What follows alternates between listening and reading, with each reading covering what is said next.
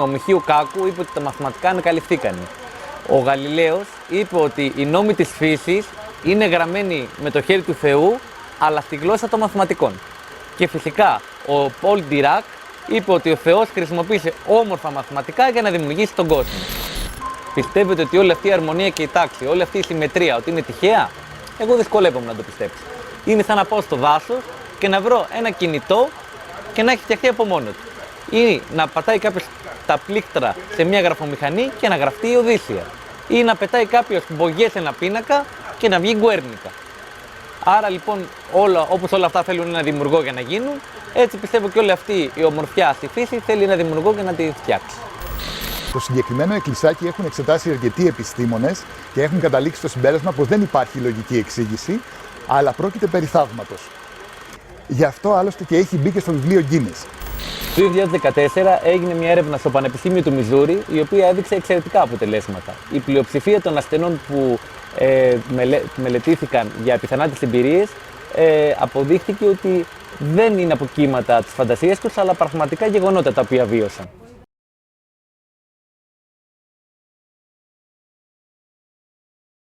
Γεια σας αγαπητοί φίλοι και φίλες. Σήμερα έχουμε τη χαρά να έχουμε μαζί μας τον Διονύση Θεοχάρη, ο οποίος είναι καθηγητής φυσικής σε ιδιωτικό σχολείο, με μάστερ στα μαθηματικά και στα οικονομικά, με επιστοποίηση στην εκπαίδευση ενηλίκων και στο Braille, μέλος της Ένωσης Ελλήνων Φυσικών και της Mensa IQ, όπως επίσης και με αρκετά άρθρα στο ενεργητικό του, παραδείγματος χάρη επιστήμη και φύση, αρχαία ελληνική τεχνολογία, σύνδεση φυσικής και μαθηματικών και άλλα. Ευχαριστώ πολύ τον Κωνσταντίνο. Είναι τιμή μου που είμαι εδώ στο κανάλι και χάρηκα για την πρόταση που μου έκανες να κάνουμε αυτό το θέμα. Πραγματικά επιστήμη και θρησκεία είναι ένα θέμα αμφιλεγόμενο και θεωρώ ότι θα μπορέσουμε να δώσουμε έτσι λίγο κάποιο κίνητρο στους ανθρώπους να ασχοληθούν περισσότερο. Θα ήθελα να ξεκινήσω με μία φράση του Άλμπερτ Αϊνστάιν, του φυσικού, ο οποίος είχε πει ότι η επιστήμη χωρίς τη θρησκεία είναι κουφή και η θρησκεία χωρίς την επιστήμη είναι τυφλή. Η λέξη επιστήμη βγαίνει από το επίσταμε, που σημαίνει γνωρίζω καλά.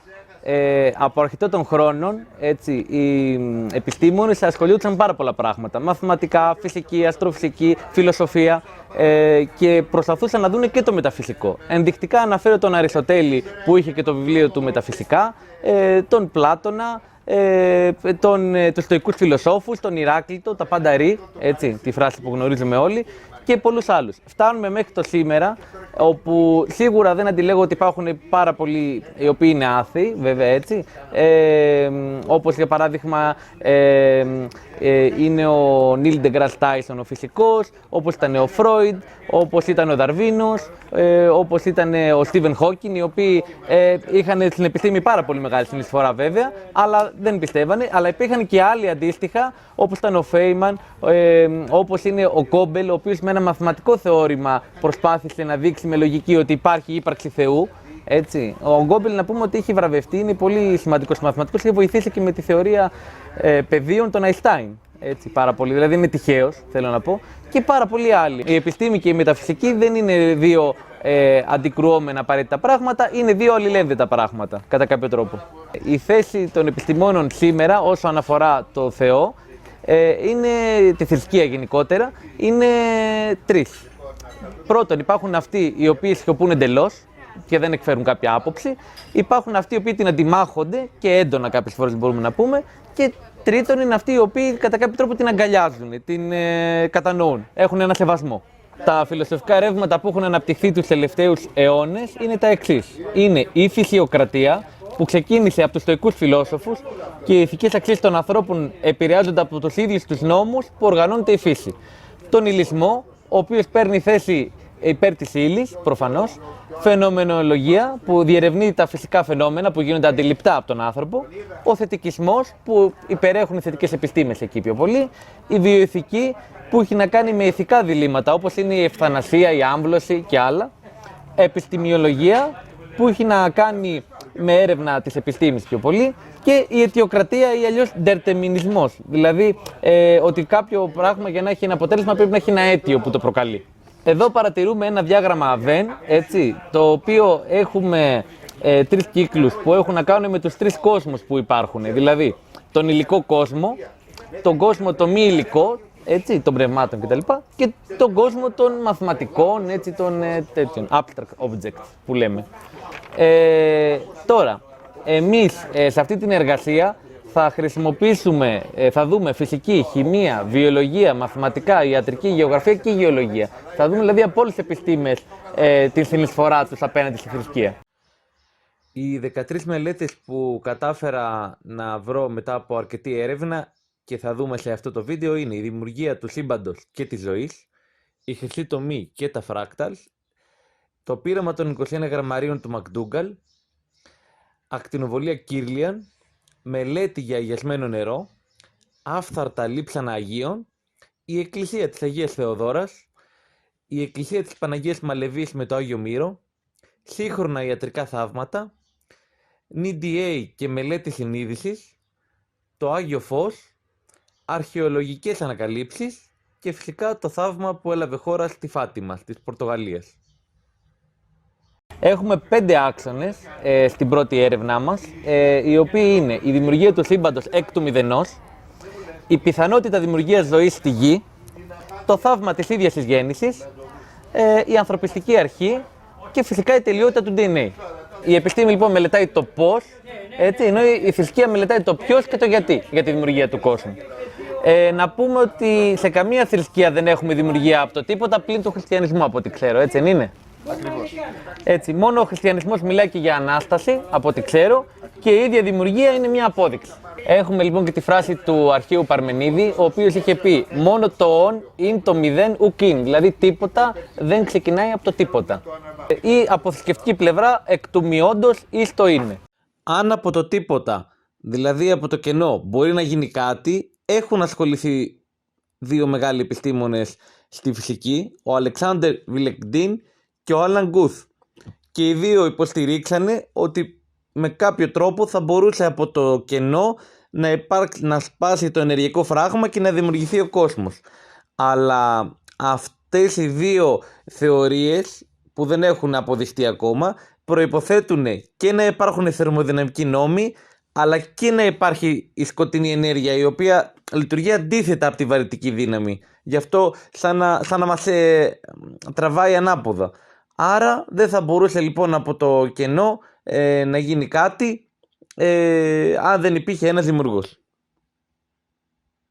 Αξίζει να πούμε ότι η βίβλος προηγείται των επιστημονικών ανακαλύψεων.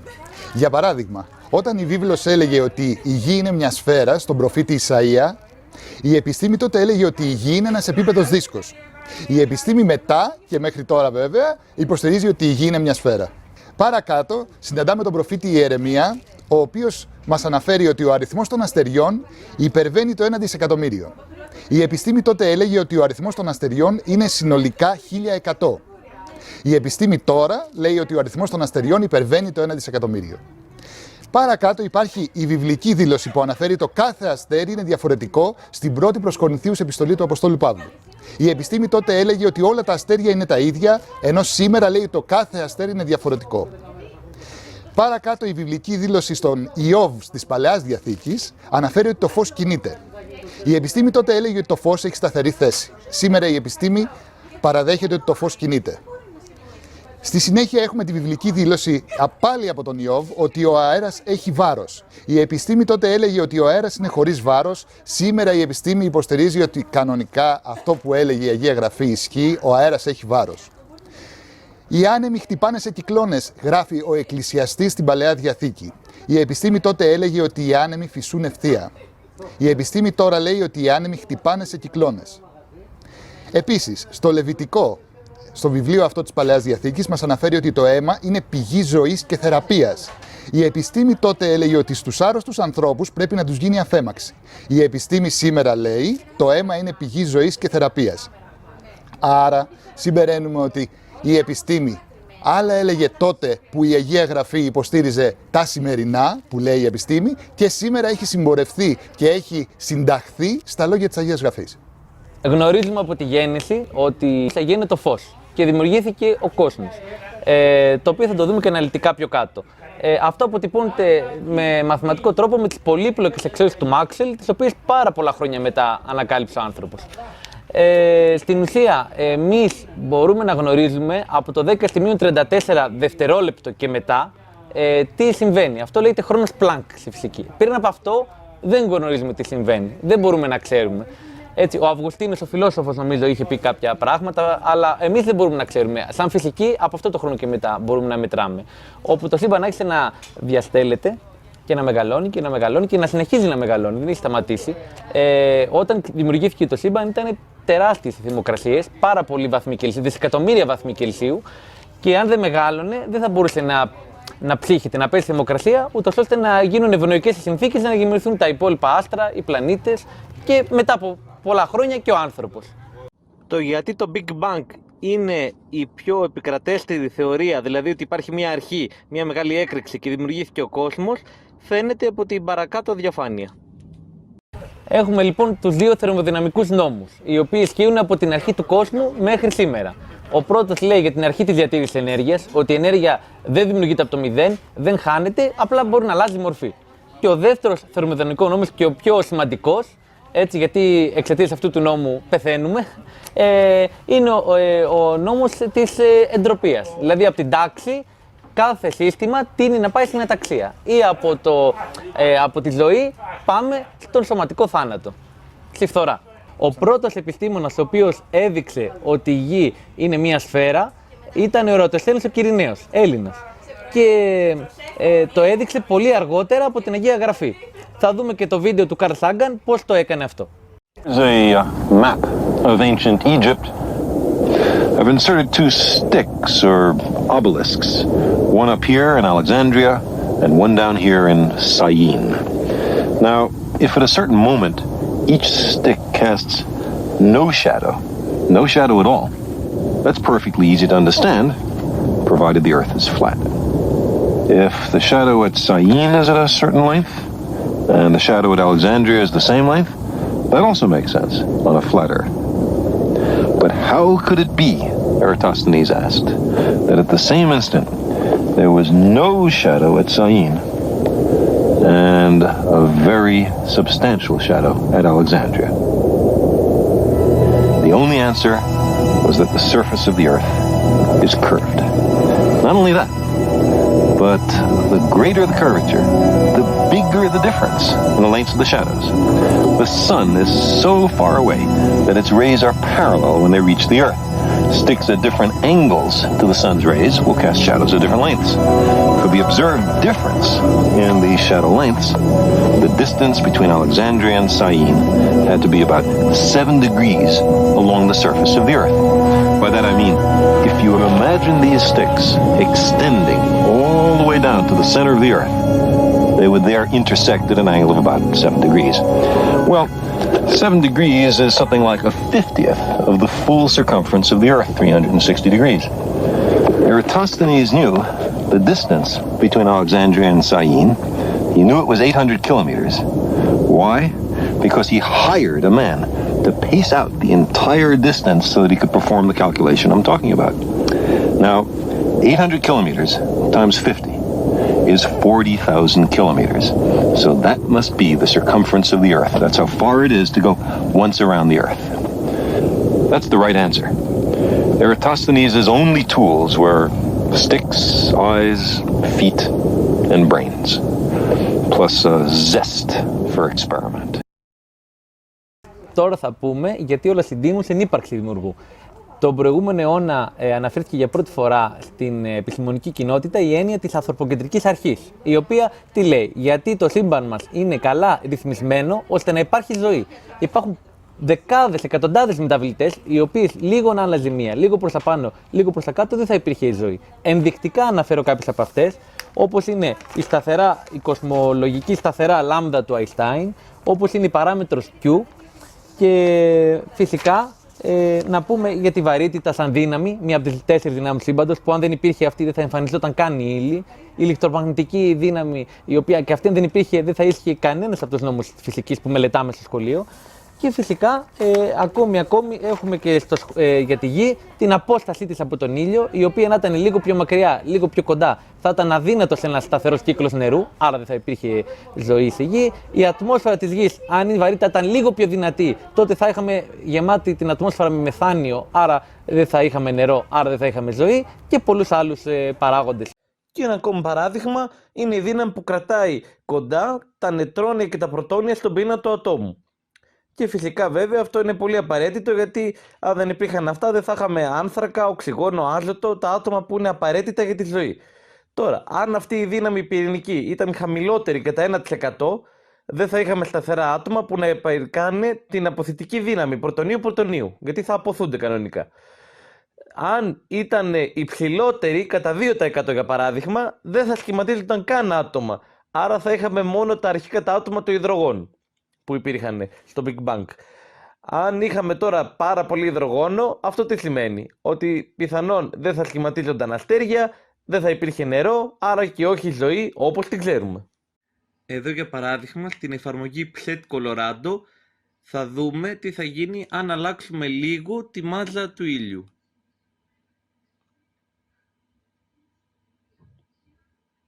Και η Γη δεν θα υπήρχε. Όλα αυτά, με ακριβώς αυτές τις τιμές, είναι οι προϋποθέσεις για να υπάρχει ζωή. Το ερώτημα είναι πώς συνέβησαν όλα αυτά όμως. Οι απαντήσεις είναι τρεις. Πρώτον, από αναγκαιότητα, δεύτερον από τυχαιότητα και τρίτον από ένα δημιουργό. Αναγκαιότητα λίγο απίθανο είναι, τυχαιότητα πολύ μικρή, αξιοπραγματικά μικρή η πιθανότητα να γίνει, άρα όλα συντείνουν στο να υπάρχει ένας δημιουργός. Και όπως είπε και ο Αϊνστάιν, δεν μπορεί να έχουμε νόμους χωρίς νομοθέτη. Έχουν γίνει έρευνες από τη δεκαετία του 70 και μετά, όπου δοκιμάσανε να αλλάξουν αυτές τις παραμέτρους, να κάνουν προσομοιώσεις και να δουν τι θα γινόταν. Και σε όλες τις περιπτώσεις αποδείχθηκε ότι δεν θα υπήρχε ζωή, έστω και μία παράμετρος να άλλαζε, έστω και για λίγο. Τώρα θα αναφερθούμε στον άνθρωπο. Υπάρχουν αρκετές θεωρίες εξέλιξης, άμα ψάξουμε στο ίντερνετ θα βρούμε πάρα πολλές, όσον αφορά τη δημιουργία του ανθρώπου, την εξέλιξη του ανθρώπου, από πότε ξεκίνησε ο πρώτος και πού κατέληξε. Η Εκκλησία Αγία Γραφή συγκεκριμένα λέει ότι προήλθε από το Θεό καθ' εικόνα και ομοίωση. Η δαρβινική θεωρία μας λέει, μεταξύ άλλων, ότι ο άνθρωπος προήλθε από ένα είδος πυθίκου αρκετά εκατομμύρια χρόνια πριν και εξελίχθηκε. Έτσι. Έγιναν πάρα πολλές μελέτες από την πρώτη φορά που αναφέρθηκε η θεωρία του Δαρβίνου, η οποία ήταν το 1859, και έχουμε φτάσει σήμερα να πούμε για 5 λόγους για τους οποίους δεν ισχύει. Πρώτον, ο χρόνος που απαιτείται για την απλούστερη μορφή ζωής ξεπερνάει κατά πολύ την ηλικία της γης. Άρα δεν μπορεί να γίνει εξέλιξη με βάση την ηλικία της γης, η οποία αποδεδειγμένα ξέρουμε πόσο είναι. Δεύτερον, κάθε είδος, βάση και DNA, παράγει μόνο το δικό του είδος. Δεν μπορούμε να πάμε από το ένα είδος σε ένα άλλο είδος. Δεν έχουμε δει ποτέ, ένα κουνέλι να γίνεται, ρινόκερος. Δεν μπορούμε δηλαδή να πάμε από το ένα είδος στο άλλο. Τρίτον, αν η εξέλιξη δεν μπορεί να εξηγήσει τη μία γόγιμη πολυπλοκότητα, τότε όντως πρέπει να υπήρξε ένας σχεδιαστής. Υπάρχουν κάποια είδη βακτηρίων τα οποία δεν μπορούν να εξηγηθούν με τη θεωρία του Δαρβίνου. 4. Κάποιο είδος μπορεί να εκλείψει σε κάποια φάση. Δεν προσαρμόζονται όλα. Βλέπει δεινόσαυρους. Έτσι, δεν προσαρμόζεται όλα, γιατί ο Δαρβίνος λέει ότι όλα προσαρμόζονται, δεν χάνεται κάτι. Και 5. Υπάρχει και μια ανατροπή στη θεωρία του Δαρβίνου όσον αφορά κάτι κοραλιογενείς ατόλες. Σε κάτι νησιά που είχε μελετήσει κάτι κοράλια για το πώς μεγαλώνανε. Είχε αναπτύξει μια αλφα θεωρία, αλλά τώρα αποδείχθηκε ότι δεν ισχύει αυτή η θεωρία. Άρα, με βάση τα παραπάνω, μπορούμε να πούμε ότι η θεωρία του Δαρβίνου δεν είναι κοινά αποδεκτή επιστημονικά από τον επιστημονικό κόσμο. Και συνεπώς ο άνθρωπος δεν ήρθε από τον πίθηκο. Τώρα θα παραθέσουμε άλλο ένα επιχείρημα για ποιο λόγο δεν μπορεί να υπάρξει ζωή χωρίς δημιουργό. Για να υπάρξει ζωή επιστημονικά πρέπει να υπάρχουν τα εξής: πρωτεΐνες, νουκλεϊκά οξέα, τα λεγόμενα DNA, RNA, μακρομόρια, λιπίδια και υδατάνθρακες. Πρέπει να υπάρξουν όλα αυτά. Και όλα αυτά πρέπει να υπάρξουν ταυτόχρονα σε μια πάρα πολύ μικρή μονάδα ζωής που είναι το κύτταρο. Αυτό εδώ. Το βλέπετε. Έστω λοιπόν ότι έχουμε μια πρωτεΐνη με 100 αμινοξέα, γιατί γνωρίζουμε ότι η πρωτεΐνη από τα αμινοξέα γίνεται. Εγώ υπολόγισα δύο πράγματα. Πρώτον, υπολόγισα την ηλικία της γης σε δευτερόλεπτα, και το δεύτερο που έχω υπολογίσει είναι τους διαφορετικούς συνδυασμούς αμινοξέων για να βγει αυτή η πρωτεΐνη. Στα μαθηματικά είναι 100 παραγωγικό. Βγήκε αυτό το μεγάλο νούμερο. Αν υποθέσουμε ότι θέλει ένα δευτερόλεπτο ο κάθε συνδυασμός, παρατηρείτε ότι είναι πολλαπλάσιο νούμερο, πολύ μεγαλύτερο από την ηλικία της γης. Θα χρειαζόταν πολύ περισσότερος χρόνος από την ηλικία της ίδιας της γης για να γίνει μία απλή πρωτεΐνη. Σε πιθανότητες θα μπορούσαμε να πούμε ότι είναι σαν να κερδίσει κάποιος 1 εκατομμύριο φορές το τζόκερ στη σειρά. All odds, chemical evolution produced our single functional protein. Would we have life? No. We'd have one protein, just a lifeless arrangement of amino acids. The simplest living cell we know has more than 300 different proteins. But proteins are only part of the story when you consider any actual cell. Remember, you're going to have carbohydrates, complex sugars, nucleic acids, DNA and RNA, lipids, a whole variety of different chemicals which jointly constitute the living state. Those bits and pieces all have to be brought into the same microenvironment at the same moment in time. Each chemical building block must then be assembled and organized into the network of molecular machines that will control every facet of life. If we can appreciate exactly how hard it is to produce one molecular machine using nothing except atoms and energy, we can see that there's a profound problem, because once you have one molecular machine, you don't have a living thing. These molecular machines need other molecular machines. And even if nature was capable of producing all the molecular machines necessary, that still wouldn't be enough. They have to all be together, all in this tiny little membrane-bound space that we call a cell. From my understanding of what it takes to make a cell, it has to happen all at once. You can't do it one bit at a time, because everything works together in a causal loop. The higher level of organization transcends the pieces. The spatial organization in the cell requires that molecules end up in the right place at the right time. The DNA is copied into RNA. The polymerase that does the copying has to find the right spot in the DNA to start copying. The RNA has to somehow hook up with ribosomes, which have to be in a particular place.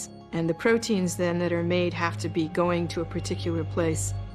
That's an awful lot to account for by random chance. The probability that you would get them in the same space at the same time becomes beyond unimaginable. And the probability that you would get them within a membrane enclosure like a cell is the next best thing to impossible. Επιπλέον, ακόμη και το θαύμα της ίδιας της γέννησης δεν μπορεί να εξηγηθεί πώς το ανοσοποιητικό σύστημα μιας γυναίκας δεν επιτίθεται στο μωρό, όταν αυτό βρίσκεται ακόμη μέσα στην κοιλιά της. Πώς δηλαδή δεν το αναγνωρίζει σαν κάτι εξωτερικό, σαν ένα βακτήριο, σαν έναν ιό. Ακόμη και σήμερα, μετά από τόσα χρόνια ερευνών, μια ικανοποιητική απάντηση δεν έχει δοθεί. Ένας από τους μεγαλύτερους γενετιστές στην ιστορία, ο Francis Collins, που είχε γράψει αυτό εδώ το βιβλίο, και μία από τις ανακαλύψεις του ήταν για τα γονιδιώματα του ανθρώπου, είπε την εξής φράση: «Ο Θεός της βίβλου είναι και ο Θεός του γονιδιώματος. Ο Θεός μπορεί να βρεθεί τόσο σε ένα ναό, όσο και σε ένα εργαστήριο». Αυτή εδώ είναι μια φωτογραφία του ζωικού κυτάρου όπως είναι στην πραγματικότητα.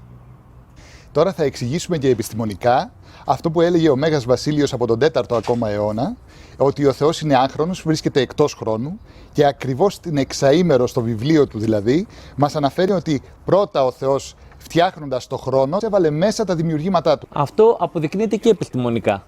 Ο Θεός λοιπόν που δημιούργησε τα πάντα ήταν εκτός χρόνου και χώρου. Δεν υπήρχαν. Μετά το Big Bang ξεκινήσαν να υπάρχουν και τα δύο. Ο απλός δρόμος είναι η ευθεία, να πάω από το Α στο Β.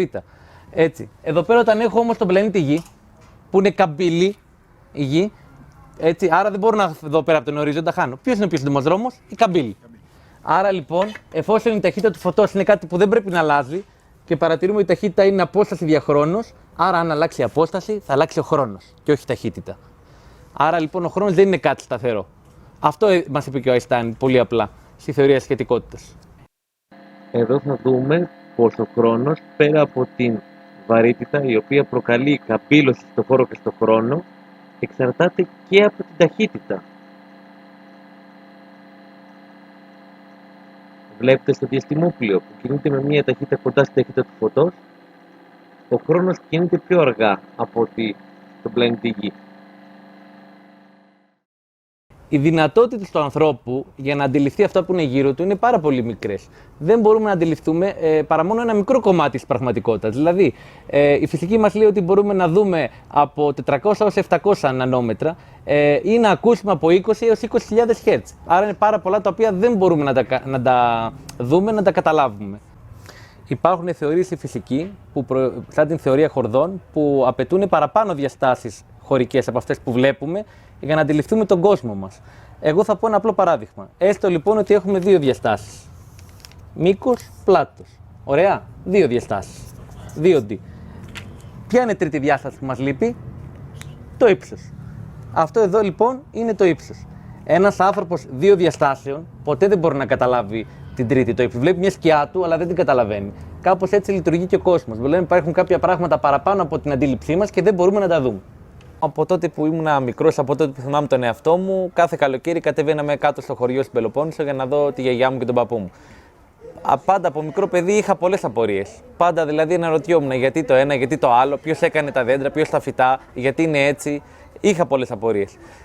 Μεγαλώνοντα, η γιαγιά μου έλεγε ότι όλα αυτά τα έκανε ο δημιουργός, ένας θεός. Όσο μεγάλωνα, η περιέργειά μου μεγάλωνε και αυτή. Οπότε, σπουδάζοντας φυσική και μαθηματικά, άρχισα να ανακαλύπτω πράγματα που δεν τα γνώριζα βέβαια όταν ήμουν μικρός, πιο αναλυτικά. Πράγματα όπως είναι η χρυσή αναλογία, πράγματα όπως είναι τα φράκταλ.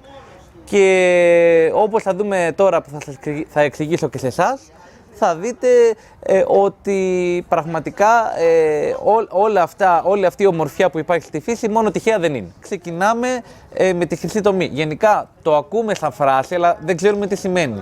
Χρυσή τομή είναι όταν έχουμε ένα κομμάτι, ένα ευθύγραμμο τμήμα, το χωρίζω σε δύο κομμάτια, σε ένα μικρό και ένα μεγάλο. Και όταν τα διαιρώ αυτά τα κομμάτια, πρέπει να βγαίνει ένα συγκεκριμένο νούμερο, το 1,61 περίπου.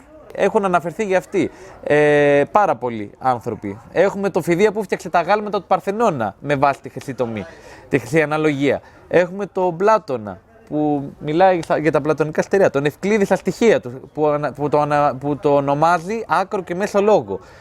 Το Φιμπονάτσι τον Ιταλό, το νεότερα τώρα, ο οποίος έχει βρει μια ακολουθία αριθμών που υπάρχει στη φύση και που αυτά τα νούμερα ακολουθία παραπεί συνεχόμενοι αριθμοί. Όταν διαιρεθούν ένα με το προηγούμενο, μου βγάζει το 1,61.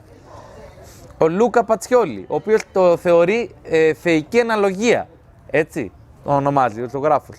Ο Μίχαελ Μάστιν που κάνει την πρόκειται προσέγγιση του χρυσού αριθμού και πολλοί άλλοι τέλος πάντων. Η ακολουθία Φιμπονάτσι λοιπόν είναι οι αριθμοί 1, 1, 2, 3, 5, 8, 13, 21, 34 κτλ. Όλοι αυτοί θα δείτε ότι όταν προσθέτω ένα με τον προηγούμενο βγαίνει ο επόμενος. Αλλά το θέμα δεν είναι αυτό το περίεργο. Το περίεργο είναι ότι όταν διαιρώ έναν αριθμό με τον προηγούμενο και το έχω κάνει, θα το δείτε με το Excel, έτσι το έχω υπολογίσει, βγαίνει κατά στρογγυλοποίηση τέλος πάντων, βγαίνει το 1,61.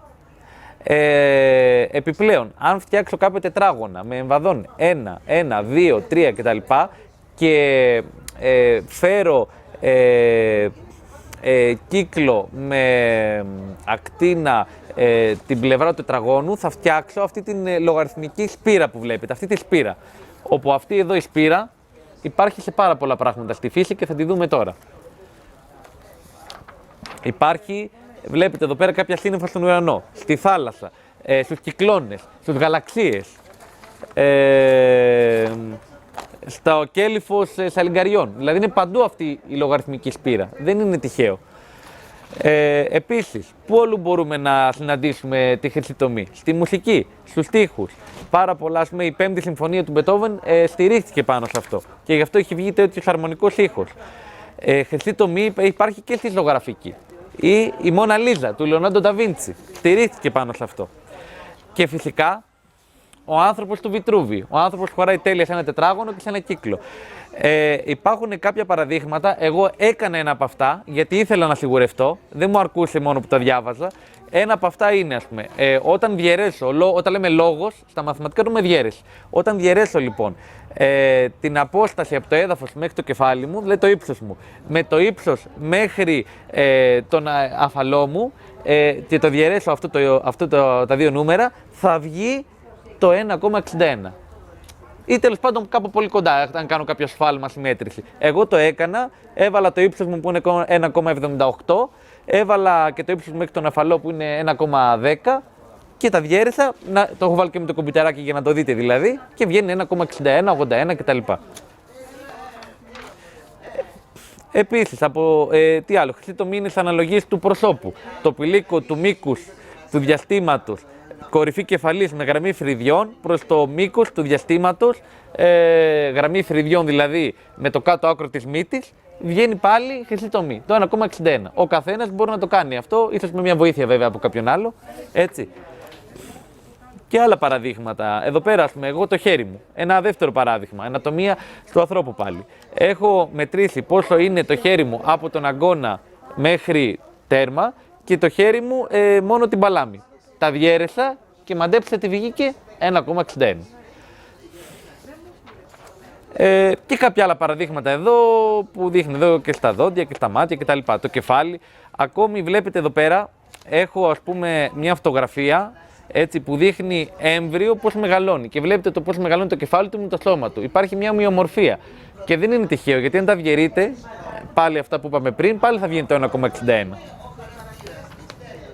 Στο DNA, εδώ και αν είναι, το μήκος κάθε καμπύλης από τις έλικες είναι 34 άγκστρομ. Το άγκστρομ είναι μια μονάδα που τα μετράμε. Και το πλάτος είναι 21, τα οποία είναι και τα δύο τι, αριθμοί Φιμπονάτσι, συνεχόμενοι. Τι πάνε να πει συνεχόμενοι αριθμοί Φιμπονάτσι, τους διαιρώ και βγαίνει, μαντέψτε, το 1,61.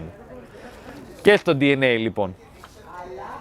Χρυσή τομή βέβαια εννοείται αφού την παρατήρησε ο άνθρωπος και την είδε, έτσι, την έβαλε και στην αρχιτεκτονική. Πάρα πολλά κτίρια, όπως ο καθεδρικός ναός Σάντα Μαρία Ντελ Βιόρε, έτσι, ένα αρχιτεκτονικό θαύμα, ο Παρθενώνας, οι πυραμίδες. Βλέπετε και στις φωτογραφίες εδώ πέρα έτσι, πώς γίνεται αυτό και πάρα πολλά άλλα κτίρια σε όλο τον κόσμο. Δεν θέλω έτσι να σας κουράσω πολύ από αυτά. Χρυσή τομή υπάρχει και στο διάστημα. Έτσι. Οι διαστάσεις της Γης και της Σελήνης είναι σε χρυσή αναλογία. Σχηματίζουν ένα χρυσό τρίγωνο. Και έχω πάρει τα νούμερα απευθείας από site από την NASA για να τα βάλω, έτσι, για να τα διαιρέσουμε, να τα δούμε. Επίσης, η διάμετρος του πλανήτη Κρόνου, ο Κρόνος, έτσι, ο οποίος είναι σε σχέση φ με τη διάμετρο των δακτυλίων του, που είναι γύρω-γύρω. Έτσι, όπως φαίνεται και στο σχήμα που έχουμε εδώ. Πάμε τώρα και στη φύση. Πάρα πολλά, οι ηλίανθοι για παράδειγμα έχουν συνήθως συγκεκριμένο αριθμό πετάλων. Μετρήστε τα, δεν είναι τυχαία, είναι 13, 21, 34, 55, τα πέταλά τους είναι αριθμοί της αναλογίας Φιμπονάτσι. Τα τριφύλια, τετράφυλλα τριφύλια, το άγρο τριαντάφυλλο, το χρυσάνθιμο έχει 34, όπως και ο ηλίανθος, πάρα πολλά έτσι, φυτά στη φύση. Θα παρατηρήσετε ότι έχουν συγκεκριμένο αριθμό φύλων, ο οποίος είναι αριθμός της ακολουθίας Φιμπονάτσι. Άρα και κατ' επέκταση η χρυσή τομή. Βλέπουμε εδώ πολλές φωτογραφίες που τα έχω μετρήσει εγώ ίδιος. Θα το δείτε. Τα έχω βάλει τα νούμερα, έχω βγάλει φωτογραφίες έξω. Τα κουκουνάρια επίσης. Αν παρατηρήσουμε τις αριστερόστροφες και τις δεξιόστροφες σπήρες πόσες είναι στο κουκουνάρι, είναι 8 και 13. Αν τα διαιρέσουμε, τι βγαίνει? 1,61. Τώρα, να πούμε κάτι άλλο και για τα φυτά. Σύμφωνα με ένα βίντεο που σας είπα ότι μπορείτε να το βρείτε στο YouTube. The Golden Ratio, is it myth or math? Όποιος θέλει να το δει πιο αναλυτικά, που το κάνει ένας συνάδελφος με ημερογνωμόνια, με όλα. Τώρα, τα φυτά δεν ξέρουν μαθηματικά, προφανώς. Κι όμως διαθέτουν φύλλα τα οποία έχουν βρει την τέλεια γωνία για να απέχουν το ένα από το άλλο. Έχουν βρει την τέλεια γωνία να απέχουν το ένα από το άλλο, ούτως ώστε να απορρεφούν τη μέγιστη δυνατή ακτινοβολία από τον ήλιο. Άρα να φωτοσυνθέτουν καλύτερα. Στο βίντεο το συγκεκριμένο που σας παραπέμπω να δείτε στο YouTube, θα δείτε ότι τα βάζει σε άλλες γωνίες και όχι στην χρυσή αναλογία. Η γωνία αυτή είναι 137,5 μοίρες. Αυτή είναι η γωνία της χρυσής αναλογίας. Αυτός δεν τη βάζει, τα βάζει σε 90, τα βάζει σε 180, τα βάζει σε 100. Παρατηρεί ότι όσο τα βάζει και τα φύλλα γύρω-γύρω σε άλλες γωνίες, θα πέσουν κάποια στιγμή το ένα πάνω στο άλλο. Άρα θα του κόβει. Θα του κόβει η ακτινοβολία, θα του κόβει έτσι ήλιο. Άρα δεν θα φωτοσυνθέτει full. Άρα λοιπόν το 137,5 της χρυσής τομής, δηλαδή η αναλογία, η γωνία είναι η καλύτερη δυνατή. Τώρα έχουμε και στα δέντρα, παρατηρούμε ότι είναι χρυσή τομή, έτσι. Υπάρχει αναλογία και εκεί πέρα και έχω κάνει και εγώ ένα παράδειγμα διαιρώντας από τη ρίζα ένα δέντρο μέχρι από εκεί που διακλαδώνεται με ένα μικρό κλαδί και πάλι βγαίνει το ίδιο νούμερο. Τώρα, Υπάρχει και στα ζώα η χρυσή τομή. Βλέπετε εδώ παραδείγματα. Είναι μέλισσες, δελφίνια. Όταν διαιρούμε κάποιες αποστάσεις μεταξύ τους, πάλι βγαίνει το ίδιο νούμερο. Στον πληθυσμό των κουνελιών επίσης το ίδιο. Κοχύλια, έτσι, σε παπαγάλους, σε όλα τα φυτά, σε όλα τα ζώα. Άρα λοιπόν υπάρχει μια τεράστια αρμονία, βλέπουμε τόσο στη φύση, στα φυτά, όσο και στα ζώα. Όπως είπε ο Gottfried Leibniz, όταν ο Θεός θαυματουργεί, δεν το κάνει μόνο για να ικανοποιήσει τις ανάγκες της φύσης, αλλά και αυτές της χάρης. In the rainforest, on the frontier, in the movies, and it's all over the world of wireless communications. One of nature's biggest design secrets has finally been revealed. My God, of course, it's obvious. It's an odd-looking shape you may never have heard of, but it's everywhere around you. The jagged, repeating form called a fractal. They're all over in biology. They're solutions that natural selection has come up with over and over and over again. Fractals are in our lungs, kidneys, and blood vessels. Flowers, plants, weather systems, the rhythms of the heart, the very essences of life. But it took a maverick mathematician to figure out how they work. I don't play with formulas, I play with pictures. And that is what I've been doing all my life. His was a bold challenge to centuries-old assumptions about the various forms that nature takes. The blinders came off and people could see forms that were always there, but formerly were invisible. Making the invisible visible. Finding order in disorder. What mysteries can it help us unravel? Coming up next on Nova. Υπάρχουν και τα φράκταλ. Τα φράκταλ τι είναι, να το πούμε έτσι με απλό τρόπο. Είναι γεωμετρικά μοτίβα στη φύση που επαναλαμβάνονται. Δηλαδή μπορεί να δω εγώ, ας πούμε, σε κάποια δέντρα ένα μοτίβο, πώς είναι τα φύλλα τους, και αν δω το κάθε φύλλο ξεχωριστά να βλέπω το ίδιο μοτίβο να επαναλαμβάνεται. Και αν το δω με μικροσκόπιο, το ίδιο μοτίβο πάλι να επαναλαμβάνεται. Τα μικροτσίπ έχουν στηριχτεί σε αυτό και έχουν φτιάξει τα μικροτσίπ που είναι τετράγωνα και πιο τετράγωνα, τα πιο μικρά και πιο τετράγωνα. Εδώ στις φωτογραφίες που έχω τραβήξει βλέπετε κάποια δέντρα τα οποία μεγαλώνουν και διακλαδίζονται με τον ίδιο τρόπο. Αυτός ο τρόπος υπάρχει και στους νευρώνες του εγκεφάλου, υπάρχει και στα πνευμόνια μας, υπάρχει και στα πνευμόνια κάποιων ζώων επίσης, υπάρχει και στους γαλαξίες. Το ίδιο σχήμα που βλέπετε σε αυτό εδώ τα δέντρα. Επίσης, αν δείτε ένα δέντρο εσωτερικά, μέσα θα δείτε ότι έχει κάποιους κύκλους. Επαναλαμβάνονται αυτοί οι κύκλοι από το πιο μεγάλο στο πιο μικρό. Φράκταλ λοιπόν. Βλέπουμε τη γεωμετρία φράκταλ είναι και σε μεγάλους γεωλογικούς σχηματισμούς, σε βράχια, όπως φαίνεται στις φωτογραφίες εδώ πέρα. Ο καθένας μπορεί να το γκουγκλάρει και να το δει αυτό. Επίσης και πολλά κοχύλια. Θα δείτε ότι το σχήμα τους πηγαίνει από το πιο μικρό στο πιο μεγάλο. Το ίδιο σχήμα, επαναλαμβάνεται δηλαδή. Και φυσικά φτάνουμε και στο ένα από τα πιο πολύτιμα για μένα έτσι, έντομα και ζώα, τη μέλισσα, έτσι. Που αν δεν υπήρχαν οι μέλισσες, προφανώς θα είχαμε τεράστιο πρόβλημα. Και να πούμε ότι και το μέλι, το φαγητό που προκύπτει από τη μέλισσα, είναι και ένα φαγητό που δεν χαλάει, ενημερωτικά. Εδώ έχουμε και μια φωτογραφία λοιπόν που μου στείλανε από την Ιερά Μονή Σφιγμένου από το Άγιο Όρος, που βλέπετε την κυρίθρα. Παρατηρείτε κάτι. Πέρα ότι το σχήμα επαναλαμβάνεται, τι σχήμα είναι αυτό? Είναι εξάγωνο. Δεν είναι τυχαίο το εξάγωνο. Θα μπορούσε να είναι τετράγωνο, τρίγωνο, πάρα πολλά σχήματα. Γιατί επέλεξε εξάγωνο? Γιατί αποδεικνύεται και μαθηματικά, όπως βλέπετε εδώ, ότι το εξάγωνο έχει το μέγιστο δυνατό εμβαδόν. Άρα στο εξάγωνο χωράει το περισσότερο μέλι. Έτσι, δεν είναι τυχαίο. Επίσης έχουν γίνει έρευνες για τη φράκταλ γεωμετρία σε μυρμηγκοφολιές. Οι μυρμηγκοφολιές είναι ένα θαύμα της φύσης, δηλαδή το πώς τα έχουν φτιάξει τα μυρμήγκια, πώς είναι μέσα, δηλαδή η δομή τους είναι τρομερό. Είναι τρομερό, δεν είναι απίστευτο. Και φυσικά και επίσης εξάγωνα είναι, αν δούμε με μικροσκόπιο, νυφάδες του χιονιού. Προφανώς καμία δεν είναι ίδια με την άλλη αν τη δούμε σε μικροσκόπιο και θα δείτε ότι έχει τέλεια εξάγωνα στα σχήμα. Είναι απίστευτο αυτό το πράγμα. Ενώ θα μπορούσε να είναι οτιδήποτε άλλο. Έχω εδώ πέρα επίσης, βλέπετε, τον ιστό της αράχνης, που είναι γεωμετρία φράκταλ, το εσωτερικό ενός κρεμμυδιού, που το έχουμε μέσα στο σπίτι μας. Βράχο σε μια παραλία εδώ πέρα στην Καραϊβική, επίσης το ίδιο. Και φυσικά οι κινήσεις των πλανητών, που αν τις δούμε συνολικά, φαίνονται πάλι σαν επαναλαμβάνονται, έτσι, κάποια μοτίβα. Ο Μιχαίου Κάκου είπε ότι τα μαθηματικά ανακαλυφθήκανε. Ο Γαλιλαίος είπε ότι οι νόμοι της φύσης είναι γραμμένοι με το χέρι του Θεού, αλλά στη γλώσσα των μαθηματικών. Και φυσικά ο Πολ Ντιράκ είπε ότι ο Θεός χρησιμοποίησε όμορφα μαθηματικά για να δημιουργήσει τον κόσμο. παραπέμπω να δείτε και ένα πολύ εξαιρετικό βίντεο στο YouTube του Roger Penrose, ο οποίος είναι νομπελίστας φυσικός, και τον ρωτάνε στην ουσία αν τα μαθηματικά ανακαλυφθήκανε ή δημιουργηθήκανε. Εξαιρετικό βίντεο. Πιστεύετε ότι όλη αυτή η αρμονία και η τάξη, όλη αυτή η συμμετρία, ότι είναι τυχαία? Εγώ δυσκολεύομαι να το πιστέψω.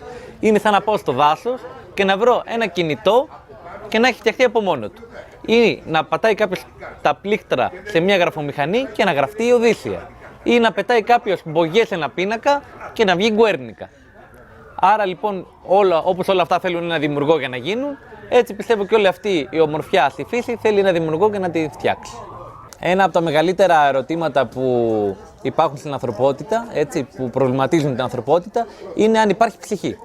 Ο επιστήμονας λοιπόν Ντούγκαλ Μακντούγκαλ προσπάθησε το 1907 με ένα περίεργο πείραμα να δει αν έχει βάρος η ψυχή. Πήρε λοιπόν 5 ανθρώπους με τη συγκατάθεσή τους και τους μέτρησε προσπαθώντας να εξαντλήσει πιθανότητα λάθους, μετρώντας δηλαδή και τον αέρα και τα υγρά και όλα, και να μετρήσει πόσο βάρος χάνουν τη στιγμή που πεθαίνουν.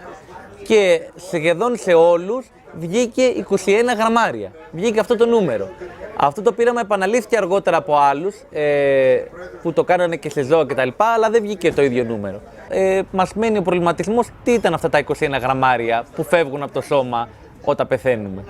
Αυτό το πείραμα δεν έχει επαναληφθεί δυστυχώς από τότε, από όσο ξέρω και από όσο έψαξα.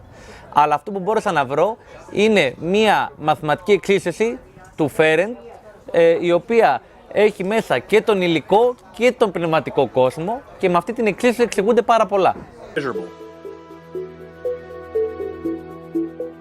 On April 10th, 1901, an unusual experiment was conducted in Dorchester, Massachusetts. Dr. Duncan McDougall was going to prove that the human soul had mass and was therefore measurable.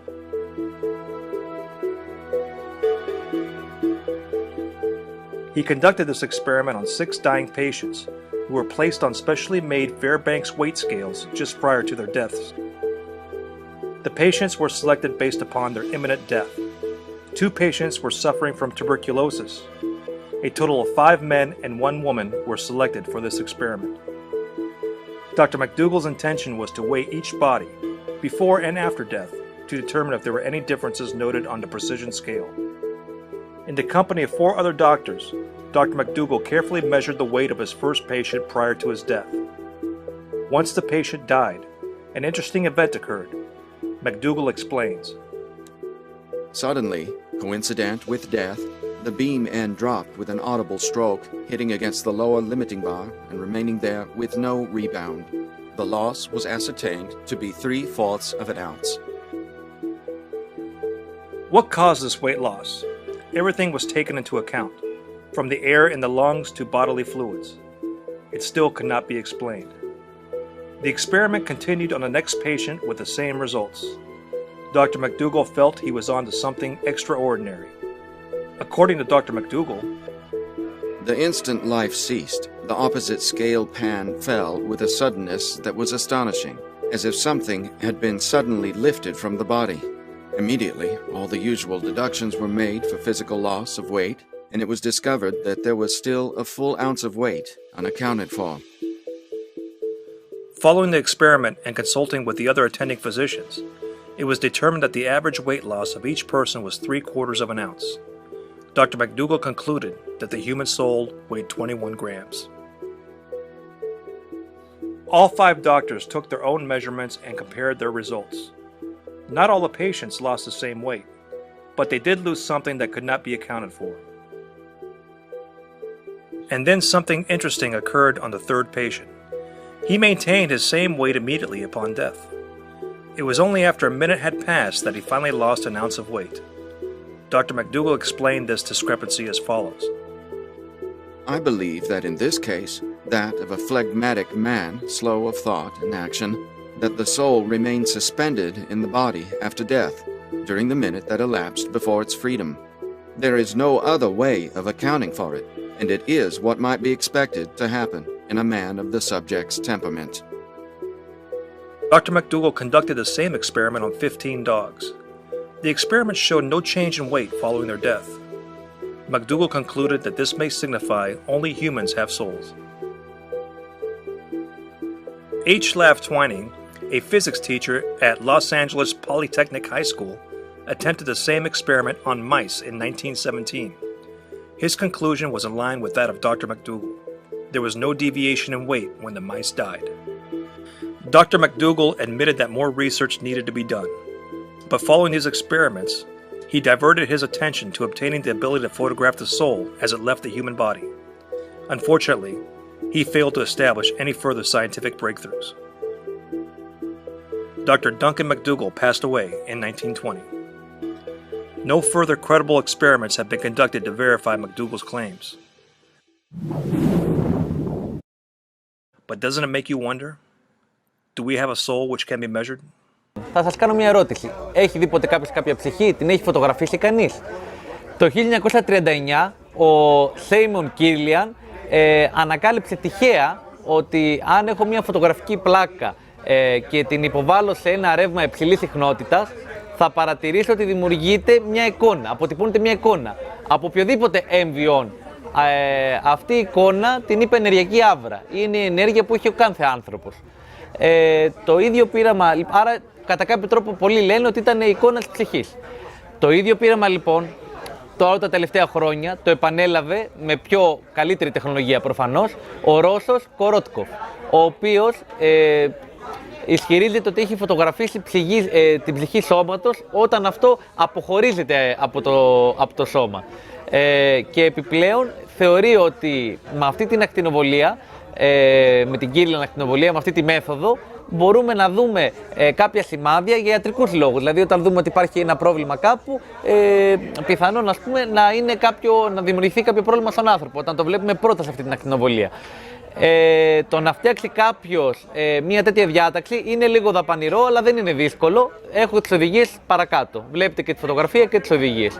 Και θα δείτε και ένα βίντεο από Πανεπιστήμιο της Αμερικής, το οποίο έχει υποβάλει ανθρώπους σε αυτά τα πειράματα και τα έχει ξαναεπαναλάβει και πάλι φαίνεται η φωτογραφία της ενεργειακής άβρας που έχουμε όλοι μας. Now at the University of California at Los Angeles, a laboratory exists where researchers are attempting to capture this human energy on film. The process is called Kirlian photography, named after Seymour and Valentina Kirlian, Russian scientists who pioneered it in the 1930s. Okay, if you place your finger on the top row of the film. The subject places her fingertips on a sheet of photographic paper, which lies on top of an electrically charged plate. The paper is exposed and developed like an ordinary black and white photograph. The results, however, are not at all ordinary. These Kirlian motion pictures reveal that an energy field, or corona, exists around each fingertip as it does around different parts of the body. This corona, rather than remaining constant, varies with changes in the subject's state of mind. In one experiment, the subject, calm at the start, is pricked with an unpleasantly sharp object. The corona of her thumb, at first brilliant and wide, becomes increasingly smaller and less distinct under stress, until, with the subject at her most anxious, it almost disappears. In a reverse experiment, a tense subject is invited to have a drink and relax, under strictly controlled conditions, of course. At the outset, the subject is anxious. His corona is thin. After 9 ounces of alcohol, it becomes broader. After 14 ounces, it displays what you might almost call a rosy glow. You certainly look more relaxed. Yes, well, okay. In an experiment done with cancerous and healthy rats, the results indicate a definite difference in the corona around their tails. The implications of this research are promising. If these tests are substantiated, perhaps one day Kirlian photography will be used as a tool in medical diagnosis. Στις 25 Απριλίου του 2017, στη χώρα της Γεωργίας, έγινε ένα θανατηφόρο τροχαίο ατύχημα όπου η Χάρα Σίμψονς έχασε τη μονάκριβη κόρη της. Ένας άλλος οδηγός από το αντίθετο ρεύμα έτυχε να τραβάει φωτογραφία των λόγω συμβάν και φαίνεται κάτι περίεργο και εξωπραγματικό. Η φωτογραφία, από ό,τι λέγεται, έχει αναλυθεί και πρέπει να είναι αυθεντική. Τα συμπεράσματα δικά σας. Το νερό είναι η σημαντικότερη μονάδα ζωής στη γη. Χωρίς το νερό δεν θα μπορούσαμε να υπάρχουμε. Δεν είναι τυχαίο ότι το περισσότερο μέρος της γης καλύπτεται το νερό, ακόμη και το ανθρώπινο σώμα, το 70% περίπου, είναι νερό. Ο αγιασμός γνωρίζουμε ότι δεν είναι κανονικό νερό. Έτσι, έχει κάποιες άλλες ιδιότητες. Έχουν γίνει πειράματα και στη Ρωσία και στην Κίνα, όπου έχουν επαναλάβει πειράματα για τον αγιασμό και έχουν βγάλει τρομερά αποτελέσματα. With holy water, when it is poured over sick animals or a dying plant, they revive. Those are the facts, and no physical chemist currently is able to understand it. They simply can't. January the 18th. It is the eve of the Orthodox Feast of the Epiphany. 2 flasks are filled with ordinary tap water. Early in the morning, one of them is set inside the church, near the vessel over which the sacrament of sanctification is to be performed. Every year on January 19th, the faithful and even non-believers hurry into churches to pick up some of the baptismal water. It is believed to possess extraordinary properties. In order to confirm or refute this, the 2 flasks were taken to the laboratory for study immediately after the service. Here, the water was frozen in a cryogenic chamber and photographed under the microscope.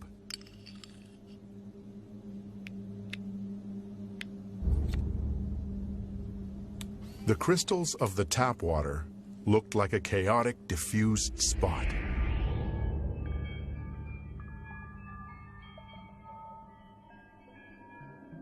While the water that had been in the church had the rectilinear symmetrical form of a 6-pointed star.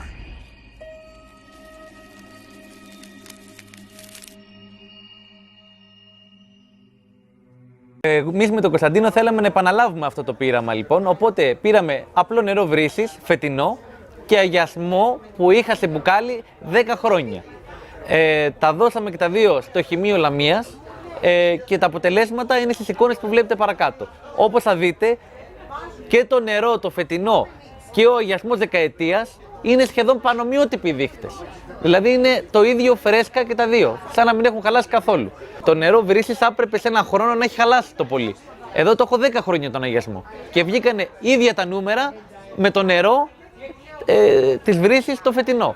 Που σημαίνει ότι ο αγιασμός δεν είναι απλό νερό, είναι κάτι πολύ παραπάνω. Από τη στιγμή που γεννιέται ένας άνθρωπος, μεγαλώνει, γερνάει και πεθαίνει. Και μετά το σώμα του αποσυντίθεται από τους αποκοδομητές, όπως ξέρουμε και από το σχολείο.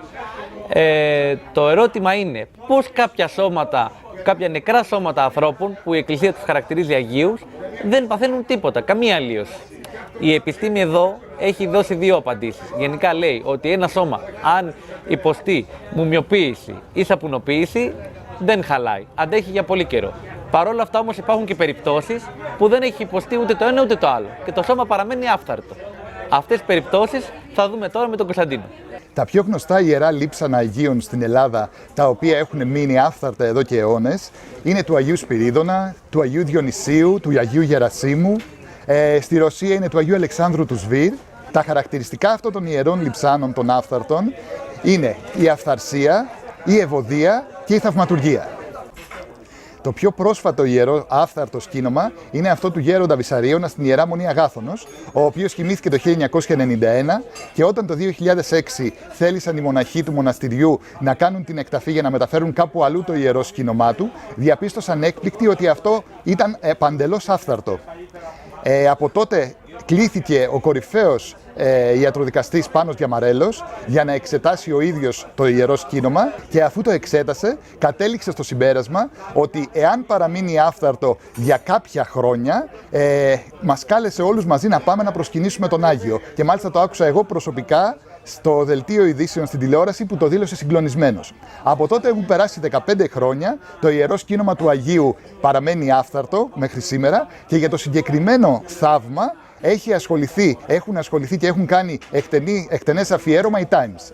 Τώρα θα μιλήσουμε για ένα θαύμα, το οποίο μπορούμε όλοι μας να παρατηρήσουμε ακόμα και σήμερα και το οποίο επιβεβαιώνει την ύπαρξη του Θεού. Η Αγία Θεοδόρα έζησε τον 9ο με 10ο αιώνα και λίγο πριν μαρτυρήσει ζήτησε από τον Κύριο τα εξής. «Κύριε, το σώμα μου να γίνει ναός, το αίμα μου να γίνει ποτάμι και τα μαλλιά μου να γίνουν δέντρα». Ετάφη στη βάστα Αρκαδίας και κάτω από τον τάφο της με θαυματουργικό τρόπο άρχισε να ρέει ένα ριάκι, που σήμερα είναι ένα ποτάμι. Το 1050 με 1100 περίπου χτίστηκε ένας ιερός ναός προς τιμήν της. Στον ιερό ναό αυτό φύτρωσαν θαυματουργικά 17 δέντρα στη σκεπή του, όσα και τα χρόνια της Αγίας Θεοδόρας. Αυτό από τότε μέχρι σήμερα που έχουν περάσει σχεδόν 1000 χρόνια, τα δέντρα έχουν μεγαλώσει, έχουν υπερβεί το ύψος της εκκλησίας κατά 2 με 3 φορές. Το συγκεκριμένο εκκλησάκι έχουν εξετάσει αρκετοί επιστήμονες και έχουν καταλήξει στο συμπέρασμα πως δεν υπάρχει λογική εξήγηση, αλλά πρόκειται περί θαύματος. Γι' αυτό άλλωστε και έχει μπει και στο βιβλίο Guinness. Ακόμα και ένα δέντρο να υπήρχε, θα είχαν ανοίξει οι τοίχοι, πόσο μάλλον τώρα που υπάρχουν 17. Το συγκεκριμένο θαύμα μπορείτε να το δείτε στα σύνορα Μεσσηνίας με Αρκαδία, στο χωριό Βάστα Αρκαδίας, το οποίο βρίσκεται περίπου 3 ώρες έξω από την Αθήνα. Τώρα θα μιλήσουμε για άλλο ένα διαρκές θαύμα, το οποίο επιβεβαιώνει την ύπαρξη του Θεού. Το μοναστήρι της Παναγίας της Μαλεβής είναι κτισμένο από το 1116 στη Μαλεβή Αρκαδίας. Στο μοναστήρι αυτό βρίσκεται η εικόνα της Παναγίας της Μαλεβής, που ήρθε το 971 στην Κινουρία από αγιορείτες μοναχούς. Η εικόνα της Παναγίας της Μαλεβής είναι μία από τις 70 εικόνες που αγιογράφησε ο Ευαγγελιστής Λουκάς. Από το 1964 η εικόνα αυτή της Παναγίας μας αναβλύζει θαυματουργικά μύρο και έρχονται από όλο τον κόσμο πιστοί για να πάρουν αυτό το μύρο και να την προσκυνήσουν. Εγώ πήγα στην Παναγία Μαλεβή, πήρα αυτό το μύρο και το έδωσα στο χημείο της Λαμίας για έλεγχο.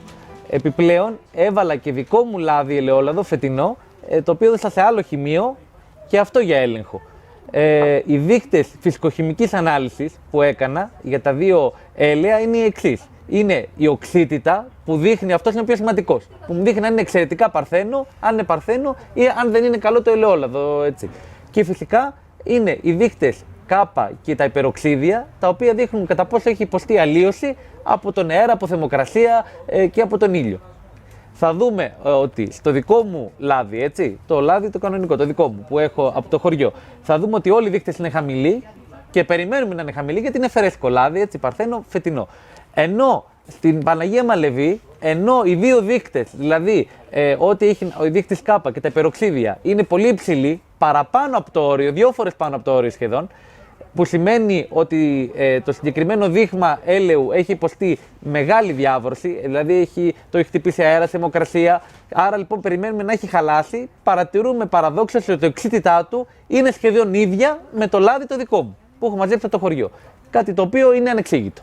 Γιατί όταν οι δύο δείχτες, δηλαδή κάπα και τα υπεροξίδια, είναι υψηλοί, τότε θα πρέπει να έχει χαλάσει και η οξύτητά του. Άρα θα πρέπει και αυτή να είναι υψηλή. Δεν πρέπει να είναι χαμηλή. Άρα αποδεικνύεται ότι το μύρο από τη συγκεκριμένη εικόνα δεν είναι ένα συνηθισμένο έλαιο, αλλά ένα θαυματουργό. Τώρα θα μιλήσουμε για ιατρικά θαύματα. Συχνά ακούμε από γνωστούς που έχουμε ότι είναι ιατρικό θαύμα αυτό που έγινε, είναι ανεξήγητο, δεν μπορώ να καταλάβω πώς έγινε καλά. Υπάρχουν πάρα πολλά τέτοια. Ήταν δύσκολο να διαλέξω, αλλά βρήκα 2 συγκεκριμένα από το εξωτερικό, τα οποία έχουν γίνει και ταινίες. Το ένα από τα 2 είναι η κοπέλα η Annabel Bean, από το Τέξας των Ηνωμένων Πολιτειών, το οποίο κοριτσάκι αυτό, όταν ήταν 9 ετών, είχε κάποιες στομαχικές διαταραχές. Την πήγανε στο γιατρό και μετά από αρκετές εξετάσεις ανακαλύψαν ότι έχει 2 αυτοάνωσα νοσήματα στο πεπτικό σύστημα, που έχουν να κάνουν με το πεπτικό. Δηλαδή δεν μπορούσε να καταπιεί τις τροφές, να τις επεξεργαστεί, άρα δεν είχε πολύ χρόνο ζωής. Το θαύμα τώρα που γίνεται. Όλοι οι γιατροί δεν τις είχαν δώσει. Τα συγκεκριμένα αυτοάνωσα να πούμε ότι δεν έχουν θεραπεία μέχρι σήμερα. Δεν υπάρχει θεραπεία για αυτά. Μια μέρα λοιπόν η Άνναμπελ έπαιζε με τις αδελφές της στον κήπο. Είχε ανέβει λοιπόν σε ένα μεγάλο δέντρο και όπως έπαιζε πέφτει από αυτό το δέντρο, μέσα από την κουφάλα του δέντρου, μέσα στο δέντρο. Το ύψος πρέπει να ήταν περίπου 10 μέτρα. Πάρα πολύ ψηλά. Κανονικά δηλαδή θα πρέπει να πάθει μεγάλη ζημιά ένας άνθρωπος από τέτοιο ύψος. Με τα πολλά έρχονται πυροσβέστες, τη βγάζουν, την πάνε στο νοσοκομείο και η κοπέλα το μόνο που είχε πάθει ήταν κάποιες αμυχές. Όταν ξυπνάει από το κόμμα που είχε πέσει, παρατηρεί το εξής. Ότι δεν έχει πια αυτή την ασθένεια. Έχει γιατρευτεί, έχει φύγει. Γίνανε και εξετάσεις που το αποδεικνύουν αυτό. Και η ίδια είπε ότι εγώ είδα τον Ιησού στον ύπνο μου ή όταν ήμουν στο κόμμα και μου είπε ότι θα γίνω καλά. Αυτό δεν είχε εξηγηθεί πώς έγινε, Και στο συγκεκριμένο περιστατικό έχει γίνει και ταινία με τη Jennifer Garner. Η ιστορία που θα πούμε είναι του πάστορα Don Piper. Έγινε περίπου πριν 30 χρόνια το συγκεκριμένο περιστατικό.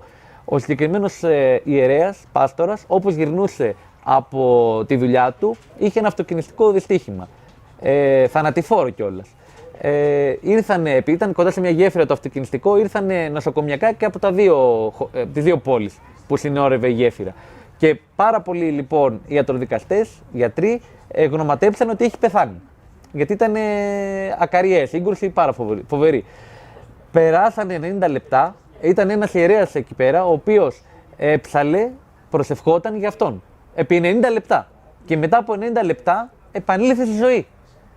Βέβαια, με τρομερά προβλήματα στα χέρια και στα πόδια, αλλά επανήλθε. Και όπως είπε και ο ίδιος, ότι είχε πάει στον άλλο κόσμο, είδε δικούς τους ανθρώπους κτλ. Το συγκεκριμένο περιστατικό έγινε στο Memorial Hospital και έχει γίνει και ταινία το 2015. Τα κέρδη δε της ταινίας, το 100% των κερδών, πήγαν όλα στα καθοεργίες. Ο άνθρωπος τώρα αυτός πηγαίνει από εκπομπή σε εκπομπή, όποτε τον καλούνε και λέει για το περιστατικό αυτό που έγινε. Imagine prisoners that have spent their entire lives chained deep inside a cave. They have been chained so that they cannot see behind themselves, and they are forced to stare endlessly at the cave wall in front of them. Behind them a fire is burning, and between the prisoners and the fire is a raised walkway. Now imagine that each day a menagerie of objects crosses the walkway. Animals and people carrying their wares to market.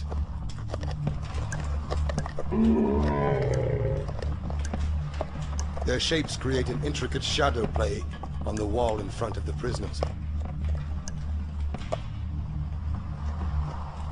This is the only world that the prisoners have ever known.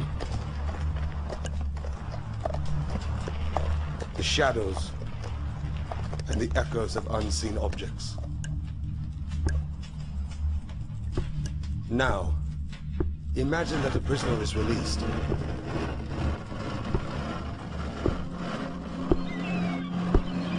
After some time adjusting to the blinding light, the freed prisoner will begin to experience the world outside of the cave for the very first time. And it is like nothing he could have ever imagined.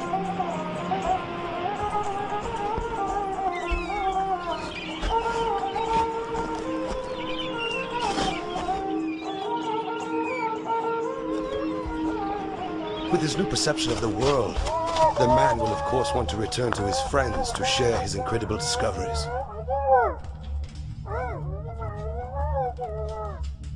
But the prisoners cannot recognize their old friend. He appears as all things do. His voice is a distorted echo, and his body is a grotesque shadow. They cannot understand his fantastic stories of the world outside of the cave. To them, it will never exist. This, of course, does not make the world outside of the cave any less real. Θα μιλήσουμε για την ψυχή και για τη μεταθάνατον ζωή κατ' επέκταση. Η φύση της ζωής για τους ηλισσές επιστήμονες είναι ένα μυστήριο. Όμως για τους ανθρώπους που είναι πιστοί, που πιστεύουν σε μια ανώτερη δύναμη, θεωρούν ότι υπάρχει μια ψυχή η οποία κατοικεί μέσα στο σώμα. Πώς μπορούμε λοιπόν να βρούμε αυτή την ψυχή? Υπάρχουν πολλές επιθανάτιες εμπειρίες, near death experience, που πλέον δεν είναι ταμπού, αλλά τις μελετάει η επιστήμη σε αρκετά πανεπιστήμια στον κόσμο. Υπάρχουν κάποιες καταγεγραμμένες εμπειρίες ανθρώπων, όπως του Κλεόνυμου του Αθηναίου ή κάποιες άλλες στις επιστολές του Αγίου Παύλου προς Κορινθίους Β. Αλλά τώρα, τα τελευταία χρόνια, που η επιστήμη έχει φτάσει σε πολύ υψηλά επίπεδα και έχουμε καταφέρει πολλούς ανθρώπους που θεωρούνται νεκροί να τους επαναφέρουμε στη ζωή, κάποιοι που έχουν πνιγεί σε κάποια ποτάμια, κάποιοι που η καρδιά τους αμάτισε, μας έχουν μεταφέρει τρομερές εμπειρίες. Και αυτές θα μελετήσουμε τώρα. Ο πρώτος που μελέτησε και κατέγραψε σοβαρά πάρα πολλές επιθανάτες εμπειρίες ήταν ο Raymond Moody, ο οποίος έχει γράψει και το βιβλίο «Ζωή μετά τη ζωή», το οποίο έχει γίνει και best seller και έχει μεταφραστεί σε πάρα πολλές γλώσσες σε όλο τον κόσμο. Επιφανής θεολόγος. Δεύτερον, έχουμε το βιβλίο «Θάνατος, μια αλλαγή ζωτικής σημασίας» της Elizabeth Ross, η οποία είναι νοσηλεύτρια και αυτή μελέτησε πάρα πολλές, εκατοντάδες θα έλεγα, περιπτώσεις ανθρώπων που δήλωσαν ότι είχαν επιθανάτη εμπειρία και μετέφεραν την εμπειρία αυτή. Και φυσικά το βιβλίο του Πάτερ Σεραφείμ Rose, «Η ψυχή μετά το θάνατο», όπου έχω ένα απόσπασμα του βιβλίου, το οποίο λέει για ένα τυφλό ασθενή, ο οποίος είχε πεθάνει, προσπαθούσαν οι γιατροί να τον επαναφέρουν και μέχρι να τον επαναφέρουν, αυτός είχε βγει από το σώμα του και έβλεπε τα πάντα. Όταν επανήλθε στο σώμα του και τα περιέγραψε όλα αυτά στους γιατρούς, τι έβλεπε, ποιος μπήκε στο δωμάτιο, τι έγινε, είχαν μείνει όλοι άφωνοι. Και δεν μείνανε άφωνοι γιατί μπορεί να πει κάποιος, μπορεί να άκουγε. Μα περιέγραψε περιστατικά που μόνο με τα μάτια θα μπορούσε να τα δει και να τα πει. Και ο άνθρωπος ήταν τυφλός. Μία από τις μεγαλύτερες λοιπόν επιστημονικές μελέτες που γίνονται σε πιθανάτες εμπειρίες λαμβάνει η χώρα στο Πανεπιστήμιο του Southampton στην Αγγλία. Ο επικεφαλής αυτής της έρευνας είναι ο επιστήμονας καρδιολόγος Sam Parnia, ο οποίος έχει διεξάγει έρευνα επί πολλά συναπτά έτη σε 15 νοσοκομεία Βρετανίας, Αμερικής και Αυστρίας σε πάνω από 20.000 ασθενείς. Έχει κάνει την εξής έρευνα. Έχει βάλει κάποιες εικόνες ψηλά στο δωμάτιο, ούτως ώστε αν κάποιος έχει αυτή την εμπειρία να μπορεί να του περιγράψει τις εικόνες αυτές.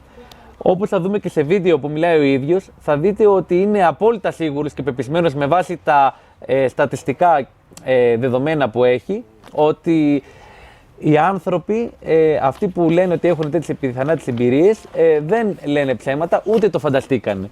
Ένα αρκετά μεγάλο ποσοστό αυτών. Και όχι μόνο αυτό, αλλά ότι η συνείδηση εξακολουθεί να υπάρχει τουλάχιστον για αρκετές ώρες μετά τον σωματικό θάνατο. Μετά δεν μπορεί να ξέρει και ο ίδιος προφανώς. So what happens when we die? It's a question that humanity has wrestled with throughout history. But a new study conducted by NYU may have found some answers. Dr. Sam Parnia is the Director of Critical Care and Resuscitation Research at NYU Langone School of Medicine, where he ran this study. Thank you so much for joining us, Dr. Parnia. Pleasure. Thank you for having me. What would you say, what actually happens when you're clinically dead? You know, when people die, essentially it's when the heart stops. So this has been going on for as far as we know, millennia, not longer. And when the heart stops, you stop breathing and your brain shuts down, and that's how we declare people dead. And that's why we give a time of death and we give them a note. And really, to be honest with you, until about 50 years ago, that was the point of death. So people become lifeless, motionless, the brain shuts down. But now through advances in medicine, we can actually bring people back to life even after they've gone beyond that threshold of death, and study what happens to them. And one of the interesting things, of course, is that the brain completely shuts down, as I said. But what's fascinating is that the cells inside the body, and particularly the cells inside the brain, do not suddenly become annihilated. They go through a process of decay that can take a few hours, which is why we can actually medically bring people back to life after they have technically gone beyond that threshold of death for tens of minutes, if not hours of time afterwards. And that, of course, raises many interesting questions about what happens when we die. So tell me more about this study. How did you conduct it? And tell me about, how you came about reaching your findings, your conclusion. I'm an intensive care doctor, so my job is to essentially save people's lives and prevent them from dying. But unfortunately, people do die, and we try to revive them. What we have found is that over the last few decades, many millions of people have now come back, and many of them have reported, actually, anecdotally, that they've been able to see and hear things going on, even though from our perspective, they should have been dead, and their brain should not be functioning at all. And so we became intrigued to study this, one, because it was fascinating, and two, because we try to revive people without brain damage and to ensure they don't have any disorders of consciousness, so not becoming like brain damaged or having a vegetative state. At any rate, so this particular study is the largest study ever carried out in the world. It was done in 15 medical centers across the US and in Europe. And we studied more than 2,000 people who'd gone through this cardiac arrest or process of death. And we did not expect people to have any consciousness or awareness, but intriguingly, up to 40% of people came back and had a perception of being aware of what was happening to them, even though they had technically gone beyond the threshold of death. Why do you think that is? Well, there's a lot to it. I should also add that among that group, 10% had a very deep, profound mystical experience that was very true to them. But interestingly, 2% actually had full awareness, could describe all the events that were going on that were validated. So of course the question is, why does that happen? And we don't have the answers, because to our scientific model, when people have died, there should be no more conscious awareness going on. But it sounds like maybe consciousness is able to continue. And by that, I don't mean that they're awake, but that entity that makes us who we are, makes Sam who he is, makes Rena who she is, the self, the mind, seems to continue and doesn't become annihilated after a person has gone through their process of death. Were there any of the people that you studied that completely lost all consciousness? Well, that's what I was trying to explain. Yeah. Everybody loses consciousness immediately as soon as the heart stops. It's not like they're awake and watching us. Well, you mentioned that there were some people who remembered there was some sort of mystical experience that they were going through. Were there some people who said, nope, didn't feel anything, didn't? So some people don't have any recollections. What we don't know is whether they had experiences and forgot it afterwards, and that may be what's happening. Because of course we forget a lot of things, and most of the people who are brought back have issues to do with their treatments. We give them sedative drugs, which wipes out their memories. So that's part of what we're studying now, is does everybody have this experience? And how long does mind and consciousness continue in some format, even though we've gone beyond the threshold of death? Do you have some sort of conclusion as to how far the mind and consciousness goes?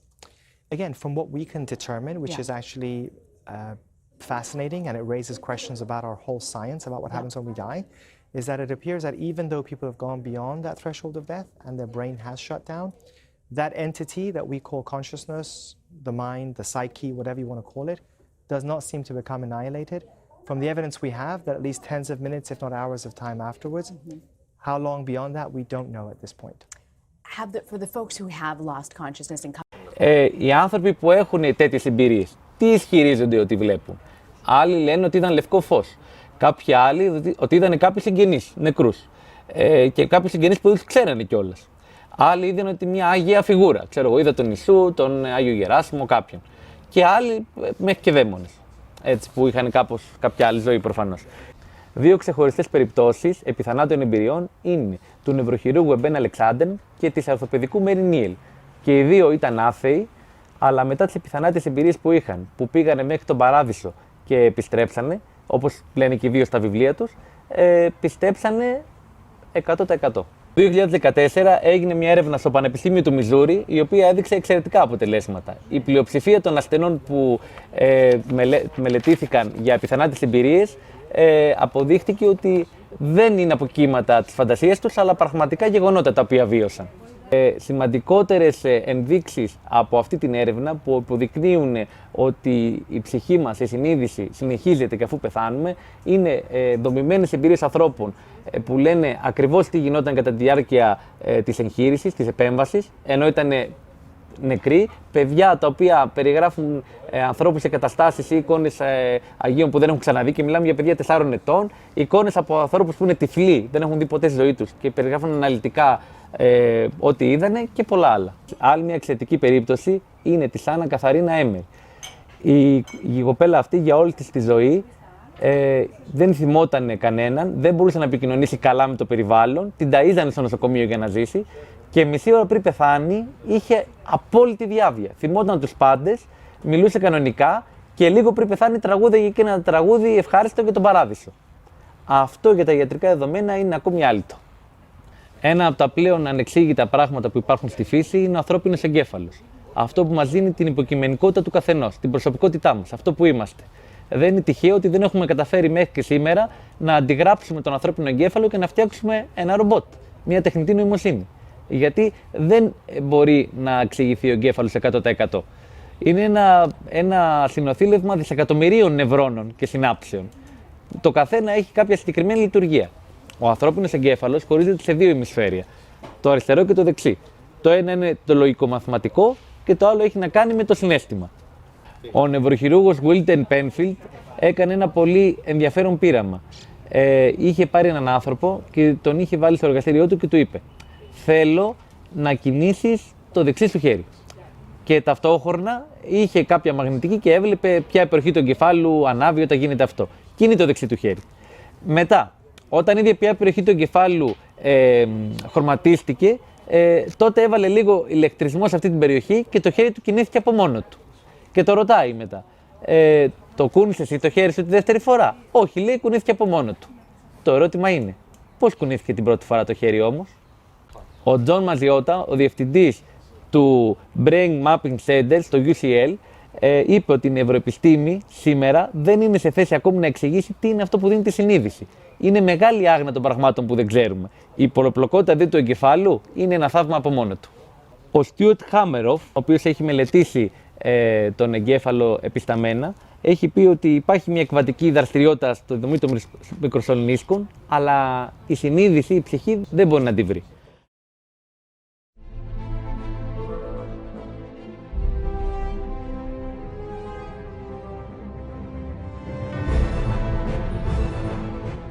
Φρεντ Άλλα Γουλφ, καθηγητής κβαντικής φυσικής, είπε ότι δεν μπορούμε να εξηγήσουμε όλα τα πράγματα όπως είναι στον υλικό κόσμο. Αν θεωρήσουμε όμως ότι υπάρχει και μη υλικός, τότε εξηγούνται αρκετά. Μετά έχουμε τον Hedy Stapp, όπου στην εκπομπή Closer to Truth στο επεισόδιο 505 είπε το εξής, ότι οι νόμοι της εξέλιξης δείχνουν πιθανότητες. Δεν δείχνουν τι θα κάνεις, η συνείδηση είναι έξω από το φυσικό σύστημα και δίνει εντολές στο κβαντικό σύστημα τι θα κάνει. Ο Σουηδοαμερικάνος φυσικός Mark Denkmark, ο οποίος έγραψε και το βιβλίο «Το μαθηματικό σύμπαν», ισχυρίζεται ότι είναι πολύ δύσκολο να γίνονται κβαντικά φαινόμενα μέσα στον εγκέφαλο. Οπότε κάπως αλλιώς πρέπει να δίνονται οι οδηγίες για να κάνουμε οτιδήποτε. Ένα πολύ γνωστό πείραμα που περιγράφει ο Αυστραλός φιλόσοφος Frank Jackson είναι το Mary's Room. Δηλαδή, αν υποθέσουμε ότι έχουμε μία κοπέλα, τη Mary, η οποία είναι σε ένα ασπρόμαυρο δωμάτιο για όλη της τη ζωή και διαβάζει βιβλία και διαβάζει για το πώς είναι, για παράδειγμα, το μήλο, πώς είναι το χρώμα κόκκινο και διαβάζει για ξέρει τα πάντα ό,τι υπάρχει για το κόκκινο. Ξαφνικά της φέρουμε σε αυτό το δωμάτιο ένα κόκκινο μήλο. Ναι, μεν θα καταλάβει αυτό ότι είναι μήλο, ότι είναι κόκκινο, αλλά θα νιώσει και κάποια συναισθήματα, κάποιες ιδιότητες. Αυτές λέγονται κουάλια. Αυτές δεν μπορούν να εξηγηθούν. Ένα σημαντικό επιχείρημα επίσης για την ύπαρξη συνείδησης μέσα στον εγκέφαλο είναι το εξής. Αν υποθέσουμε ότι έχουμε ένα ραδιόφωνο, έτσι, όταν το γυρίσω θα αρχίσω να ακούω μουσική. Αν το ραδιόφωνο εγώ το ανοίξω και το κάνω 1000 κομμάτια, θα βρω πάρα πολλά πράγματα μέσα, εργαλεία, καλώδια. Δεν θα βρω πουθενά όμως αυτό που τραγουδάει. Το ίδιο ισχύει και με τον ανθρώπινο εγκέφαλο. Ακόμη και τον ανοίξω, δεν μπορώ να βρω τι είναι αυτό που δίνει τη συνείδηση και την υποκειμενικότητα του καθενός μας. Ένα φαινόμενο στην επιστήμη το οποίο είναι ανεξήγητο είναι το φαινόμενο της κβαντικής διεμπλοκής. Όταν έχω, ας πούμε, δύο σωματίδια τα οποία επικοινωνούν μεταξύ τους από απόσταση, όσο μακριά και να είναι το ένα από το άλλο, όταν μετρήσω το ένα και έχει μία αλφα τιμή, το άλλο θα έχει την αντίθετη. Αυτό το πείραμα έχει επαναληφθεί πάρα πολλές φορές και όλες δείχνει το ίδιο αποτέλεσμα. Άρα αυτά τα σωματίδια με κάποιο τρόπο επικοινωνούν. Αυτά τα σωματίδια βρίσκονται, μπορεί να είναι στον εγκέφαλο, αυτά τα σωματίδια μπορεί να βρίσκονται στα φυτά. Δηλαδή η κβαντική διεμπλοκή είναι παντού. Αν διαβάσει το βιβλίο του Τζιμ Αλχαλίλη, το δείχνει και αναλυτικά αυτό το φαινόμενο. Πώς δουλεύει κανονικά ο ανθρώπινος εγκέφαλος? Ο Χάμεροφ μας είχε πει το εξής, ότι όταν έχω αυτή εδώ είναι οι νευρώνες, και από τη μία και από την άλλη. Όταν εγώ δίνω μια εντολή, για παράδειγμα να ανοίξω το μάτι μου, δίνει εντολή ο ένας νευρώνας στον άλλο και επικοινωνούν μεταξύ τους. Όταν όμως έχω την κβαντική διεμπλοκή, όταν συμβαίνει ένα φαινόμενο εδώ, σε αυτό εδώ, τότε θα συμβεί και σε ένα άλλο αντίστοιχα, χωρίς να επικοινωνεί με κάποιο τρόπο. Ανεξήγητο. Η επιστήμη έχει εξηγήσει πώς βλέπουμε, γιατί πονάμε, πώς κινείται το χέρι, το πόδι μας, αλλά δεν μπορεί να εξηγήσει γιατί αισθανόμαστε και γιατί παίρνουμε αποφάσεις. Γενικά οι απαντήσεις που έχουν δοθεί είναι ο δεϊσμός, που λέει θρησκεία, δηλαδή ψυχή και σώμα, ο υλισμός, ότι όλα εξηγούνται από τις νευρώνες και τις συνάψεις που υπάρχουν σε έναν οργανισμό, και η τρίτη απάντηση είναι ότι υπάρχει κάτι άλλο που δεν έχει ανακαλυφθεί ακόμα. Τώρα, υπάρχει και η έννοια της αυτοσυνείδησης, δηλαδή η ικανότητα ενός ατόμου να αντιληφθεί τον εαυτό του, να έχει επίγνωση του εαυτού του. Αυτό το κάνει ο άνθρωπος από τους πρώτους μήνες της ζωής του και αυτό το κάνει να ξεχωρίζει και από τα υπόλοιπα ζώα. Στην ουσία, το ανθρώπινο σώμα είναι σαν ένα αυτοκίνητο που έχει πάρα πολλές λειτουργίες που εξηγούνται, αλλά για να οδηγηθεί χρειάζεται έναν οδηγό. Σύμφωνα με τον Γκιούλιο Τονόνι, κορυφαίο νευροεπιστήμονα από την Ιταλία, η συνείδηση έχει 5 ιδιότητες. Πρώτον, υπάρχει. Δεύτερον, είναι δομημένη. Τρίτον, μας δίνει κάποιες πληροφορίες, είναι πληροφοριακή.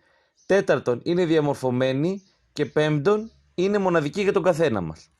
Ένα παράδειγμα που είπε για να μας κάνει να καταλάβουμε τι εννοεί, είναι ότι ακόμη ένας άνθρωπος και να προσπαθήσει να μην καταλαβαίνει αυτά που του λέμε, δεν μπορεί να το κάνει. Δεν μπορεί να δώσει εντολή στον εγκέφαλο να κάνει κάτι τέτοιο. Γιατί είναι έτσι δομημένος από όταν ξεκίνησε να υπάρχει και να μαθαίνει κάτι. Δηλαδή δεν μπορεί να αλλάξει κάποια λειτουργία, δεν μπορεί να επέμβει σε κάποια πράγματα. Έρευνες γύρω από τη μελέτη συνείδησης υπάρχουν πάρα πολλές σε όλο τον κόσμο.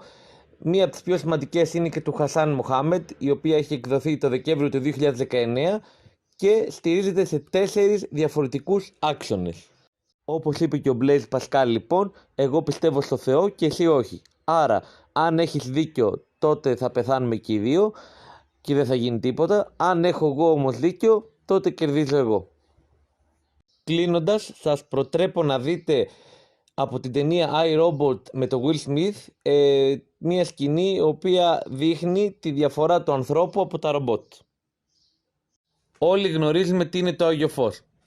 Ακόμη και αν δεν έχουμε πάει στα Ιεροσόλυμα να το δούμε από κοντά, έχουμε δει πάρα πολλά βίντεο στο YouTube με ανθρώπους οι οποίοι βρίσκονται εκεί.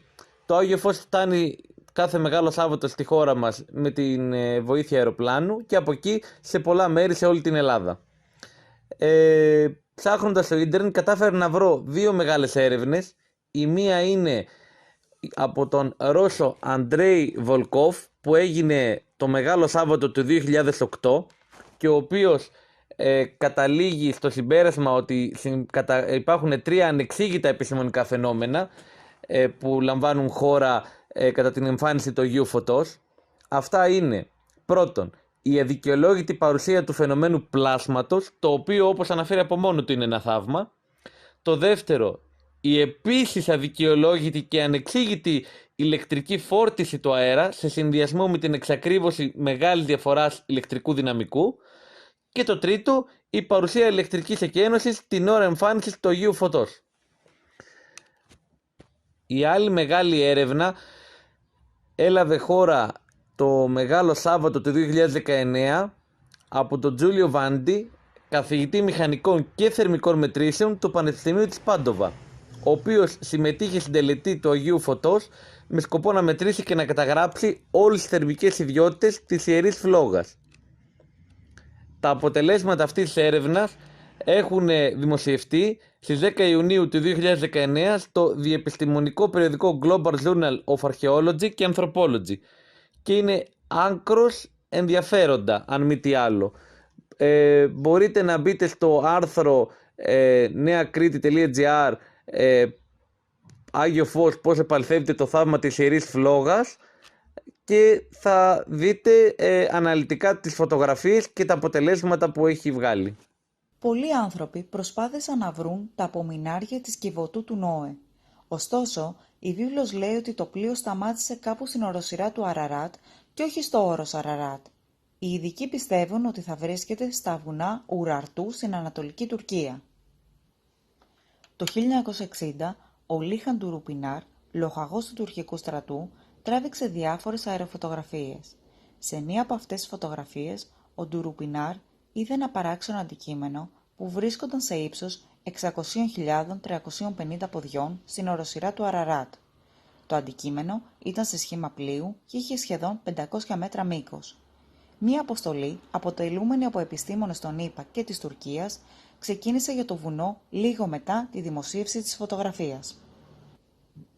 Στο ύψος των 7.000 ποδιών, πάνω από την επιφάνεια της θάλασσας, είδαν μία επίπεδη επιφάνεια που καλύπτονταν με γρασίδι. Το σχήμα της έμοιαζε πράγματι με πλοίο. Οι διαστάσεις της επιφάνειας αυτής ήταν πολύ κοντά σε εκείνες που αναφέρονται στη βίβλο. Οι επιστήμονες δεν προέβησαν σε λεπτομερή εξέταση του χώρου, απλά κατέληξαν στο συμπέρασμα ότι ο παράξενος αυτός σχηματισμός δεν ήταν τίποτα άλλο παρά ένα φυσικό φαινόμενο. Το Σεπτέμβριο του 1960, ένας 27χρονος Αμερικανός γιατρός και ερασιτέχνης αρχαιολόγος, ο Ρόναλντ Γουάιτ διάβασε ένα άρθρο στο περιοδικό Life για το φαινόμενο.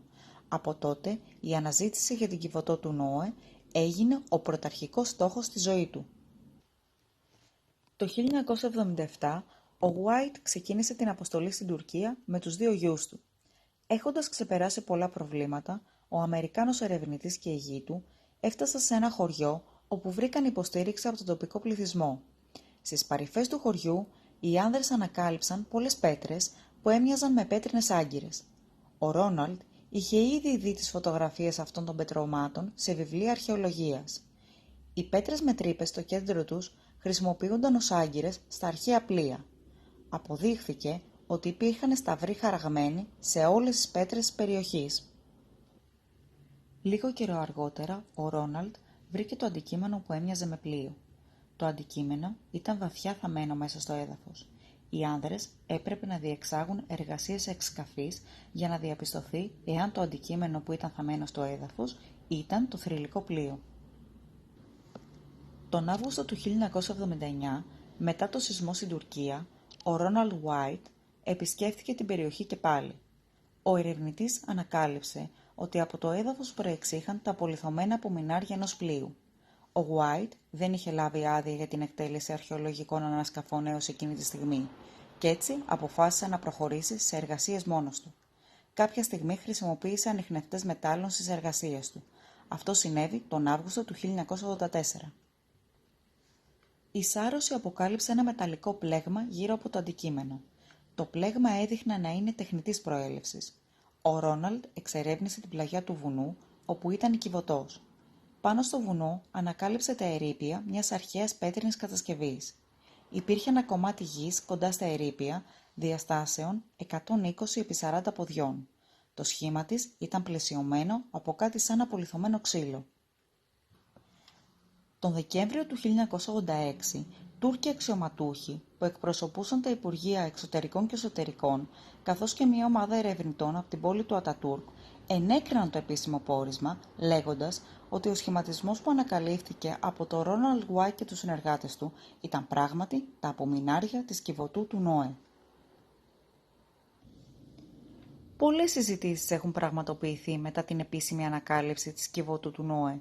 Μερικοί επιστήμονες λένε ότι ο Γουάιτ πράγματι ανακάλυψε το βιβλικό πλοίο, ενώ άλλοι το αρνούνται. Ο Ρόναλντ Γουάιτ λέγεται πως ανακάλυψε επίσης τα Σόδομα και Γόμορα και την Κιβωτό της Διαθήκης. Η δεύτερη αρχαιολογική ανακάλυψη έχει να κάνει με τη χρονολόγηση των ιερών κειμένων της Παλαιάς Διαθήκης. Σας αναφέρω την εξής σημαντική διαπίστωση. Ως το 1947, τα παλαιότερα χειρόγραφα, οι κώδικες, τα οποία διασώζονταν σε διάφορα μουσεία, ανάγονταν στον 9ο μετά Χριστόν αιώνα. Όμως, τη χρονιά εκείνη, ανακαλύφθηκαν σε σπήλαια της ερήμου της Ιουδαίας χιλιάδες αποσπάσματα βιβλικών κειμένων, τα περισσότερα από τα οποία χρονολογήθηκαν ότι ανήκουν στο 2ο και 1ο π.Χ. αιώνα. Τα ευρήματα αυτά είναι σήμερα γνωστά ως χειρόγραφα του Κουμράν ή χειρόγραφα της Νεκράς Θάλασσας. Η συγκριτική μελέτη ανάμεσα στα κείμενα αυτά και σε αυτά που διαβάζουμε σήμερα, παρά την τεράστια χρονική απόσταση που τα χωρίζει, απέδειξε ότι δεν υπάρχουν ουσιώδεις διαφορές. Συνεπώς, όπως εύκολα αποδεικνύεται από όλα τα προαναφερόμενα, και τα κείμενα της Παλαιάς Διαθήκης είναι αυθεντικά και αξιόπιστα, όπως ακριβώς και τα κείμενα της Καινής Διαθήκης. Στην πόλη Φάτιμα της Πορτογαλίας, λίγο πριν το τέλος του Πρώτου Παγκοσμίου Πολέμου, έλαβε χώρα ένα θαυματουργικό γεγονός που είδαν περίπου 70.000 άνθρωποι και έγραψαν και γι' αυτό οι εφημερίδες, το φαινόμενο του παλόμενου ηλίου. Αλλά ας πάρουμε τα πράγματα από την αρχή. 3 παιδιά, η Λουσία Σάντος 10 ετών, μαζί με τα ξαδέρφια της Γιασίντα και Φρανσίσκο 7 και 9 ετών αντίστοιχα, ισχυρίστηκαν ότι έβλεπαν την Παναγία κάθε 13 του μήνα σε ένα συγκεκριμένο μέρος για 6 μήνες. Μεταξύ αυτών που τους αποκάλυψε ήταν και το γεγονός ότι τα 2 παιδιά θα πέθαιναν και θα πήγαιναν στον παράδεισο μαζί της, όπως και έγινε λίγα χρόνια μετά λόγω της Ισπανικής γρίπης. Ενώ η Λουσία έζησε μέχρι πρόσφατα ζώντας σαν μοναχή μέχρι την ηλικία των 97 ετών. Αρχικά πήγαν και προσεύχονταν μόνοι τους, μετά πίστεψαν κι άλλοι και μαζεύονταν μαζί τους. Όμως, επειδή κάποιοι ζητούσαν αποδείξεις Στις 13 Οκτωβρίου του 1917, μία βροχερή μέρα, έγινε αυτό το συμβάν με τον παλόμενο ήλιο, που είδαν 70.000 άνθρωποι με τα ίδια τους τα μάτια. Το γεγονός αυτό έγινε μέχρι και ταινία. Το φαινόμενο ξαναέγινε και στις μέρες μας και συγκεκριμένα στις Φιλιππίνες, μια χώρα που στην πλειοψηφία της είναι χριστιανοί, εν αντιθέσει με τις γειτονικές χώρες όπως Βιετνάμ, Ταϊλάνδη, Ινδονησία. Εκεί το είδαν περίπου 10.000 άνθρωποι και υπάρχει και στο YouTube διαθέσιμο για όποιον ψάξει. Τέλος, αξίζει να πούμε πως στην πόλη Ζεϊτούν του Κάιρο, στις 2 Απριλίου του 1968, υπήρξε ένα άλλο περίεργο γεγονός. Ήταν ένα ολόγραμμα της Παναγίας που εμφανίστηκε στην κορυφή μιας εκκλησίας και όπως λέγεται, είχε αναφερθεί σε αυτόν που την έκτισε. Αυτό έγινε για πάρα πολύ μεγάλο χρονικό διάστημα και το είδανε πάρα πολλοί άνθρωποι από όλο τον κόσμο και δεν μπορεί να εξηγηθεί, διότι τότε δεν υπήρχε τεχνολογία για να φτιαχτεί τέτοιο λευκό ολόγραμμα. Το γεγονός αυτό γράφτηκε στις τοπικές εφημερίδες. Ελπίζω να τα βρήκατε όλα αυτά ενδιαφέροντα. Έγιναν με πολύ αγάπη και κόπο. Η εργασία, για όποιον ενδιαφέρεται να τη δει αναλυτικά, θα βρίσκεται σε ένα link που θα το βάλουμε κάτω από το βίντεο. Θα ήθελα να δώσω και ιδιαίτερες ευχαριστίες στην Ευανθία Ερεμούτσικα που μας έδωσε την άδειά της να παίξουμε το τραγούδι της. Και θα ήθελα να κλείσω με μία φράση του Άλμπερτ Αϊνστάιν, ότι μπορούμε να ζούμε τη ζωή μας με δύο τρόπους, σαν τίποτα να μην είναι ένα θαύμα ή σαν όλα να είναι ένα θαύμα. Ευχαριστώ πάρα πολύ.